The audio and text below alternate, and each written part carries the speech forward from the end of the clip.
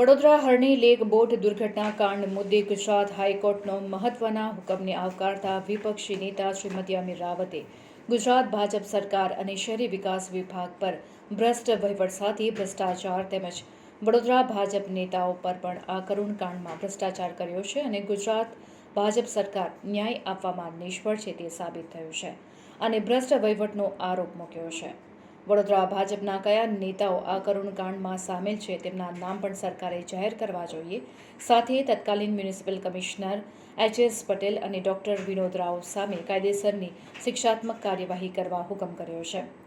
વધુમાં અમીર રાવતે જણાવ્યું કે શરૂઆતમાં આ ઘટના માટે જવાબદાર કોઈને પણ છોડવામાં નહીં આવે તેવી સરકારે કટિબદ્ધતા બતાવી હતી, પરંતુ તે ફક્ત વાત જ સાબિત થઈ હતી અને સરકારે રિપોર્ટમાં કૌભાંડીઓને બચાવવાનો પ્રયાસ કર્યો હતો।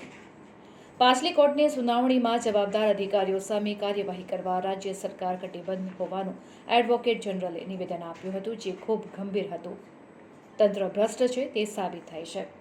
Lake zone contractor messrs Kotia project પાસે જરૂરી ક્વોલિફિકેશન લાયકાત નહીં હોવા છતાં તે સમયના મ્યુનિસિપલ કમિશનરે જાતે જ પ્રોજેક્ટને મંજૂરી આપી હતી તે સાબિત થયું છે, જેમાં સ્ટેન્ડિંગ કમિટીની મંજૂરી પહેલાં મળી ન હતી, તેમ છતાંય કમિશનરે મંજૂરી આપી હોવાનું કોર્ટનું અવલોકન છે, જે સત્ય છે।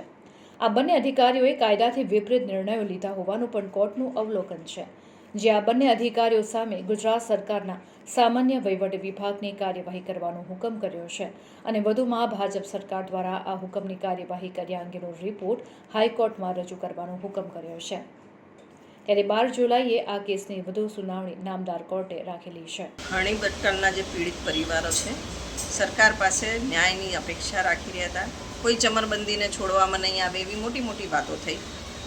રાહુલજી આવ્યા, પીડિતોને મળ્યા, આજે હાઈકોર્ટનો ચુકાદો આવ્યો। ચુકાદામાં સ્પષ્ટ કહ્યું છે કે તત્કાલીન મ્યુનિસિપલ કમિશનર એચ.એસ. પટેલ અને ડૉક્ટર વિનોદ રાવ આ માટે જવાબદાર છે। જે રીતના બિન અનુભવી ઇજારદારને કોન્ટ્રાક્ટના તમામ ક્લોઝ વાયોલેટ કરીને, ટેન્ડરમાં ક્લોઝને વેરિએશન્સ કરીને જે રીતના કામ આપવામાં આવ્યું છે, આમાં ભ્રષ્ટાચાર ભરપૂર થયો છે। કોર્પોરેશનને કરોડોનું નુકસાન કરાવ્યું, ઇજારદારને ફાયદો કરાયો। ચોક્કસ આની પાછળ કોઈ મોટા રાજકીય માથાઓ ઇન્વોલ્વ હોય જેમના સૂચના અનુસાર આ કાર્યવાહી કરવામાં આવી હોય। ફક્ત મ્યુનિસિપલ કમિશનર શ્રી જાતે કરે, અમે તો દરેક પગલે આ બાબતે ધ્યાન દોરેલું છે। જો કોઈ રાજકીય દબાણ અને રાજકીય પીઠબળ ના હોય તો આ રીતના નિર્ણય મ્યુનિસિપલ કમિશનર શ્રી પોતે ના લઈ શકે। તો અમારી હવે ડિમાન્ડ એ છે કે જ્યારે રાજ્ય સરકારે તો આ કમિશનર્સને બચાવવાનો બી પ્રયત્ન કરેલો, ઉપલા અધિકારીઓને બી બચાવવાનો પ્રયત્ન કરેલો, કોર્ટે ટકોર કરેલી કે જે રિપોર્ટ આપ્યો છે અર્બન ડિપાર્ટમેન્ટે, એ રિપોર્ટ કોર્ટે ફગાવી કાઢ્યો અને ફરીથી રિપોર્ટ આપવાની વાત કરી। આ તમામ વચ્ચે સ્પષ્ટ થાય છે કે રાજ્ય સરકાર આમાં કોઈને બચાવવાનો પ્રયત્ન કરી રહ્યા છે।